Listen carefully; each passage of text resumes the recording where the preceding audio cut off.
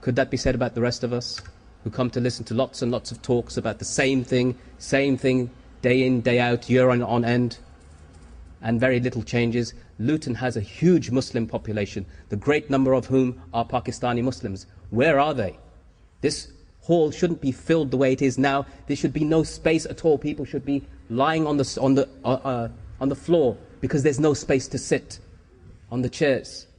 I've done speeches, wallahi, my brothers and sisters, in schools and colleges where there is not one dark face, let alone a Muslim, where the youth of non-Muslims have packed the hall so tightly that there's no room to maneuver physically, interested in cases that don't concern them other than on a purely humanitarian level. Then why is it that on the case of a Muslim woman who has been so brutally dealt with, Afia Siddiqui, who is from the Pakistani community, who is known to have been brutalized, that the response is so limp and incompetent? And we're not even talking about prisoner 650, because 650 still to this day, as the brother said in their interview, we don't know what became of her. But we did what was within our ability, within our capacity. We went on hunger strike and we refused to cooperate. We refused to cooperate with the Americans in any way. When I say cooperate, it means they weren't in the beginning spilling all the beans in interrogations. Refusal to cooperate simply means that I refuse to leave my cell. And that means that they have to bring in the soldiers by force and tie you down to the ground, throw you onto the floor, tie your hands behind your back, tie your legs, put a hood over your head, shackle your hands behind your back and push your shoulders down, and then to drag you off. It's hard for you, but it makes it hard for them. That's what the brothers did. They said, we refuse to cooperate. We refuse to eat food. We refuse to drink water until we said, something comes of this sister. We cannot stand by listening to the screams of this woman and do nothing, despite the fact that we are mustada'fin, despite the fact that we are the oppressed. We are absolved of sin if we sit here and do nothing, because we are too weak to do anything. We are captives and prisoners. But still they took the position that men are supposed to, the position of justice, of calling for justice, even when you are being oppressed. And they went on hunger strike, and they continued to hunger strike, not for their own selves, not because they wanted to be released. Allah had written something else in their destiny, but because they wanted this sister to be treated justly and not to be abused in a Muslim land by non-Muslim occupiers.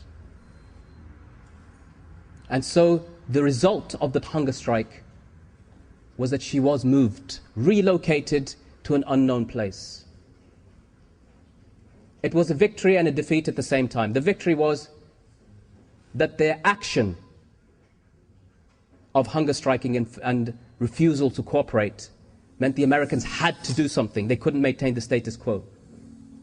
But it also meant that now this sister became truly disappeared, and nobody knew for sure what had happened to her.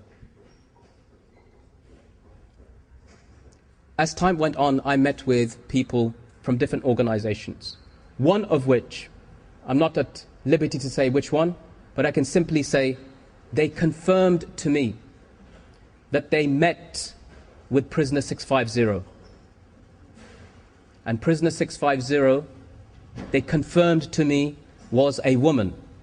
And this is an official organization recognized by every major country in the world. And they said that this woman, without saying too much, had been held in custody for several years, and that they did confirm the things that were said by the escapees.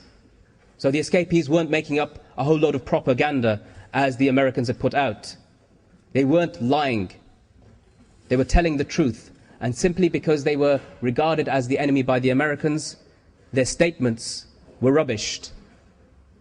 But it was the American statements that were rubbish.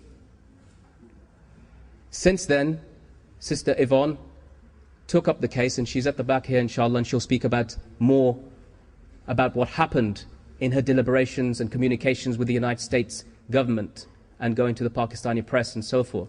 But one of the things that came out of all of this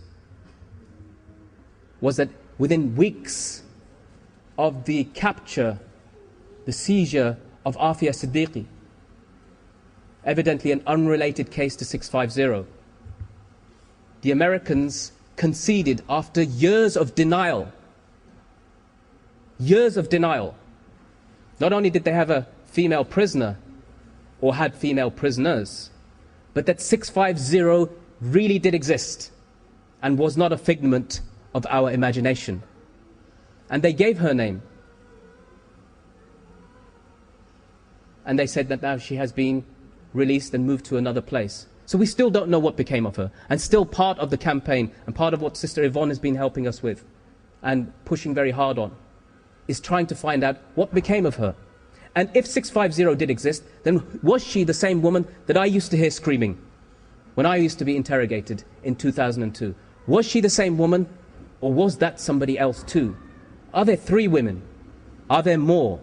There's a secret detentions process and program that exists to this day. And even if Guantanamo gets closed down, the secret program will exist and become simply more secretive.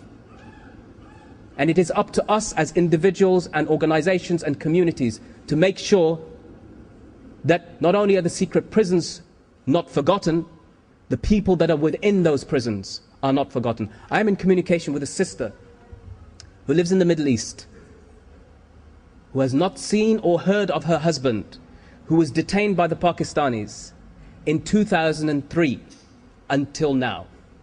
5 years. Her situation is worse than that of the sisters whose husbands are in Guantanamo. Why? Because at least those brothers and sisters have some basic communication of letters through the Red Cross that get through perhaps every 6 months. This sister has had no communication at all with her husband. She doesn't know whether he's alive or dead. And she's a sister who lived in this country too. She's been so worried that she didn't even tell her children that her father is in custody, that their father is in custody, and that in fact he's just away for work. But the children are getting older, and she can't maintain this life for very long. So eventually she has to tell them that her father's been kidnapped, disappeared, probably held by the Americans in secret detention.